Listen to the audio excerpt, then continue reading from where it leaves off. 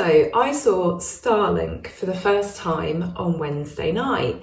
Have you guys seen it in the sky? Maybe you've never heard of it. My husband hadn't heard of it, which I'm absolutely amazed at because he is the go-to man for anything related to the sky. He is an absolute expert on all the Apollo missions, and I mean an expert. He can tell you the names of all the people on it and who they're married to and blah, blah, blah. He should go on Mastermind, but he'd never heard of Starlink. I'd heard of it. I'd seen people saying they saw something funny in the sky and people would say, oh, that sounds like Starlink, blah, blah, blah. But I'd never actually seen it myself. So we were coming back from the supermarket on Wednesday night and I happened to look up. The moon was in its first quarter, about 50%. Very, very bright, what we could see of it. Stars glistening, absolutely beautiful. I stood there for a couple of moments looking up and then I noticed it. So lots of little lights. So almost like they look like stars and they're moving at quite a speed across the sky in a line. So you can look at one point and you'll just see them coming past like this. Absolutely fascinating. I didn't know too much about Starlink, so I had a little bit of a look. Obviously, it belongs to Elon Musk. We all know that. His SpaceX company, which was founded in 2002, and it consists of, this is Starlink, it consists of over 5,289 mass-produced small satellites in low Earth orbit, LEO.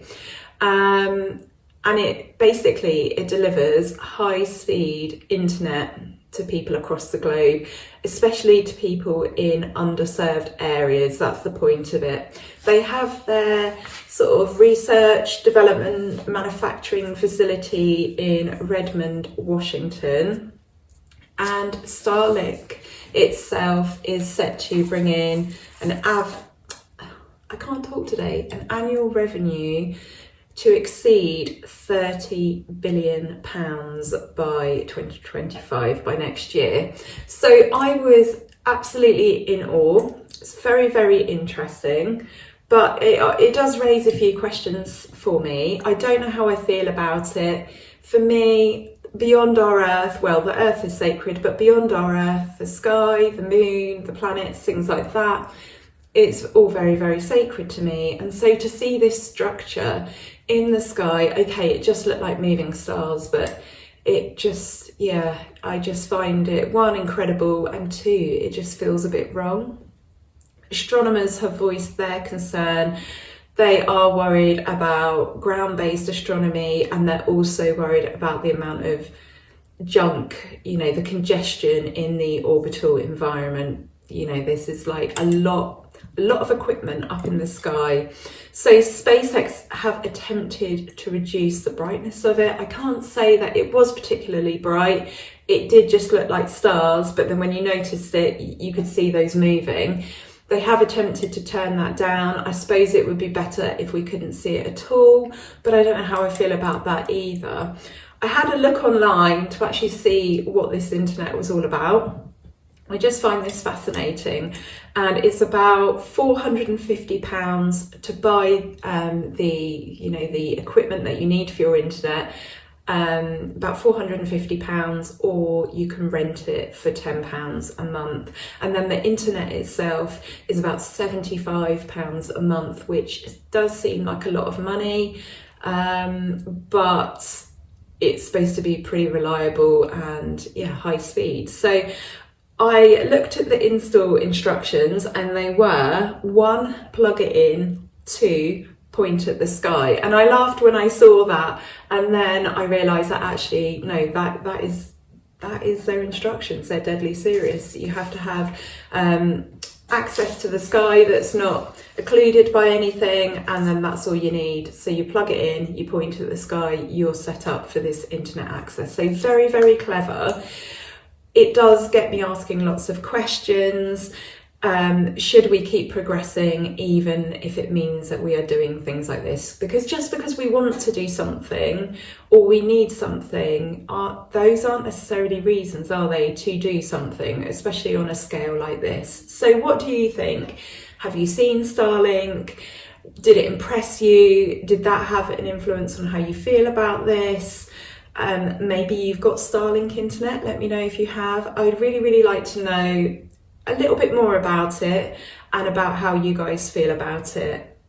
I haven't worked out yet whether I think this is a real benefit to us or not. I mean, of course, there are areas in the world that haven't got internet that would vastly benefit from this. So I'm thinking of like in a medical setting and stuff like that. And obviously, I don't want the human race to stop progressing. I absolutely want that. I am pro-human, and I think it's fantastic when we can find ways of doing things. But I do think about the effect on the environment, on the planet and on the skies. And it got me thinking about a video that I posted in the week on Instagram about the moon, and somebody put lovely video. I don't want to detract from this, but I want to ask your audience a question. What do people think about building on the moon? And again, it's a very similar subject, isn't it? NASA are planning to build houses on the moon by 2040, apparently. They're going to use 3D printers and concrete that they've made from materials that have come from the moon. And this is more than 50 years after Neil Armstrong walked on the moon as part of Apollo 11. What do you think? Obviously, as witches, we believe the moon, like the sun, to be sacred. I don't know how I feel, well, I do know how I feel about looking up at the moon and being able to spot I mean, they'd have to be massive structures, wouldn't they, to be able to see them, but I don't feel good about that at all. I don't feel good about that at all. But then I also think that if we are going to become a type 3 civilization, so I'm thinking of the Kardashev scale here, where we are able to harness the energy that's out there in the universe, and I mean all of it, so you use from galaxies, stars, all sorts of structures out in the cosmos. I feel like this is part of that exploration which is going to lead us to that. Now, obviously the Kardashev scale is just a concept, it's not an actual thing, but according to the scale, we are a type 1 civilization at the moment. So at the moment we are, you know, we've got forms of energy, but we're very much limited to this planet and what we can achieve. The aim is to be able to harness the energy from the rest of the universe and the cosmos. So I guess building on the moon, Starlink, things like that, they're all part of that progression towards type 3. But we've made a real mess of this planet, haven't we? We've made a real mess of this planet, and therefore I feel like we will make a mess on the moon as well, and I'm not down with that.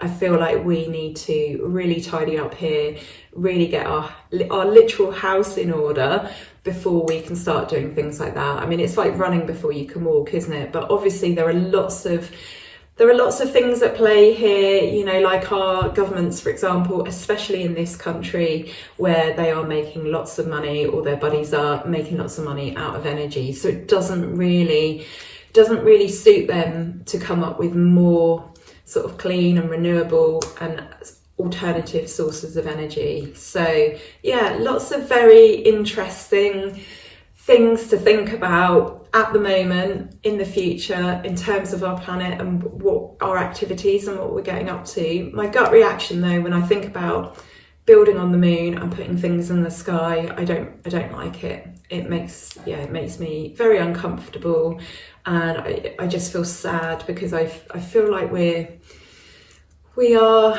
losing sight, aren't we, a little bit in our race to have everything we want. And I don't think that's good. So let me know what you guys think. I would love to know.